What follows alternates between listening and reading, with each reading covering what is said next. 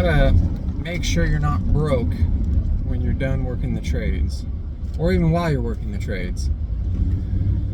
So,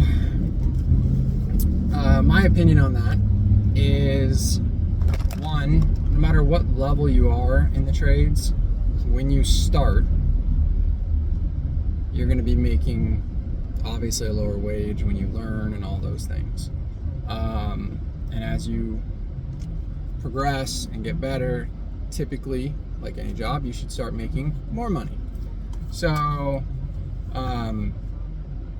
sadly, a lot of guys, when they get to that retirement age, that do trades jobs for themselves or work for a smaller company that doesn't have like a big retirement plan, isn't union or anything like that, they're broke. Relatively broke. So what I would suggest is, no matter if you work for a small company, a big company, even a union, honestly,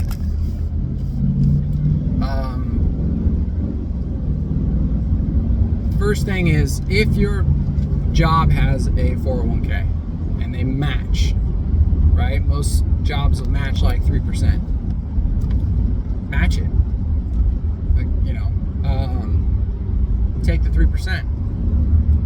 Then if you do that, or if they don't have that, but even if they have it, I would immediately at the age of 18 open up a Roth IRA.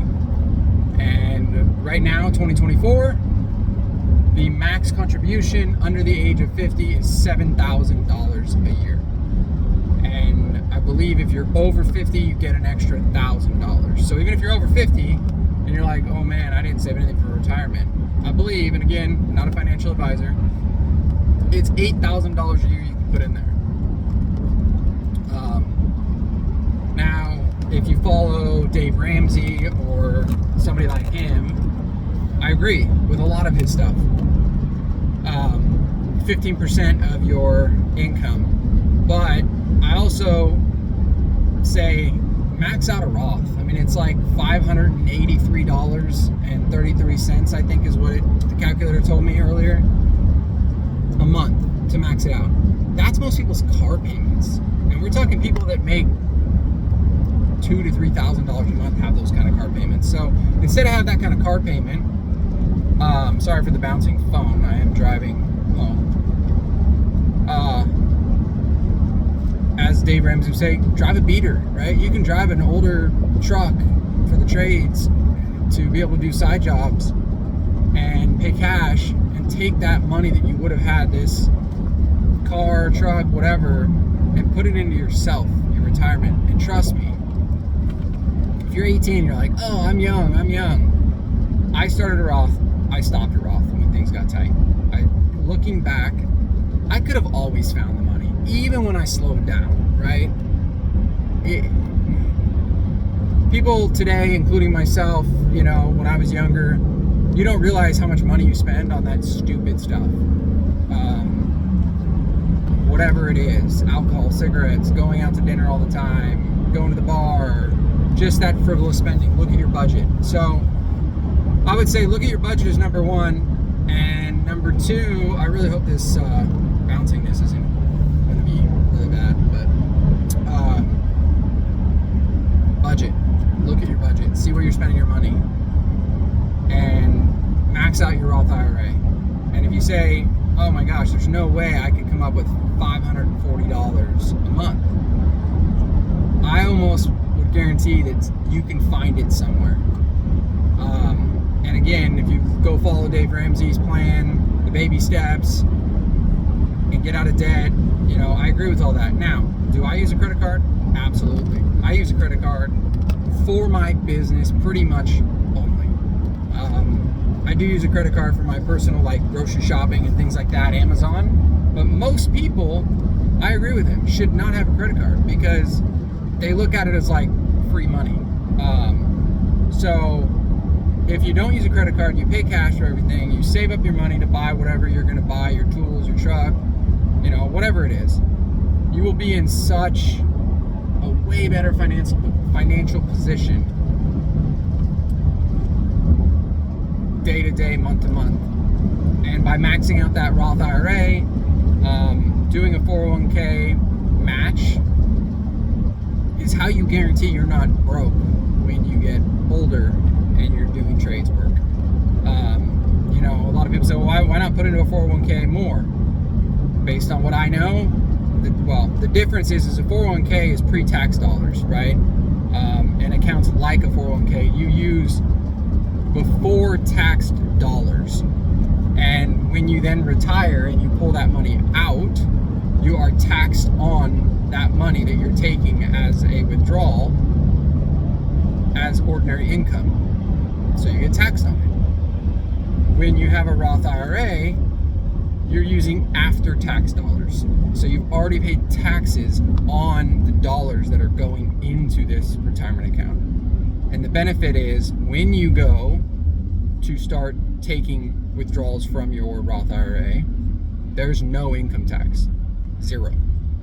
So if you've got $5 million, and I don't know the structure of it, if you can take it all out in one lump sum, my understanding is that you can, and there's no tax implications on that. I have a Roth IRA, my wife has a Roth IRA, we max it out every year, and we will do our best to continue to do that. I try, being self-employed, to write the checks every year, the entire amount. Most people, it's easier to do monthly and just have it come right out of your account. Set it up. It's an automatic withdrawal. And you're good. So that would be my opinion on it, is do those things. Don't go out and buy new trucks. Don't go out and buy new cars. Don't go and buy all this fancy stuff. Look, I don't care what job you do. This day and age, most people, no matter who you see on the road, online, that look wealthy are broke. They don't have any money in the bank. They don't have $5,000. They have payments, and their income can support those payments. But if they lose their job, and they don't have another job in 2 weeks, they're screwed. You know, they're going to start falling behind on payments, whatever those payments are. Plenty of people talk about that. So that's a good way. Look at your budget, see where you're spending your money. After that, 401k match if the job you have has one. If they don't, they don't. Max out a Roth IRA. Now, if you're maxing out Roth IRA and that's not minimum 15% of your income, then you need to talk to a financial planner and figure out what is another safe and good secondary account you can put in to get to that 15%, right? Obviously, when you first start, I think like 17.5% is 40,000. That would be where you'd be if you had $40,000 income and you put the max Roth. You'd be about 17.5. But once you get above like 50 or 60, you can start putting in more. Now, if you're married, my opinion is, the way I use it is, my wife doesn't work, so I'm married, and together that's $14,000, right? So that's what we contribute, and we have other things that we do.